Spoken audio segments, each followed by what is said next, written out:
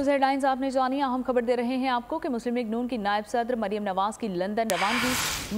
Maryam Nawaz London जाने के लिए जाती उम्रा से रवाना हो चुकी हैं और मरियम नवाज बैनुल-अक़वामी परवास के जरिए बरतानिया जाएंगी। मज़ीद तफसीलात जानेंगे अपने नुमाइंदे हमजा बाजवा से। जी हमजा, आगाह कीजिएगा। मरियम नवाज की जानब से सदर मरियम नवाज लंदन जाने के लिए रवाना हो गई हैं। मरियम नवाज जाती उम्रा से एयरपोर्ट की तरफ रवाना है।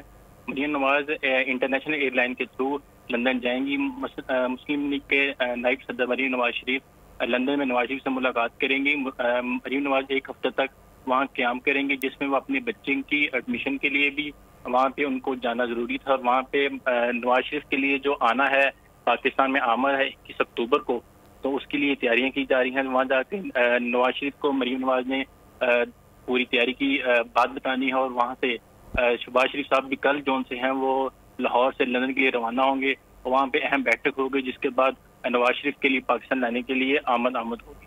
जी ठीक है हमजा, बहुत शुक्रिया आपका। अगर आपको ये वीडियो पसंद आई है तो हमारे चैनल को सब्सक्राइब कीजिए और बेल आइकन को प्रेस कीजिए। सब्सक्राइब करें और बेल दबाएं ताकि कोई खबर रह न जाए।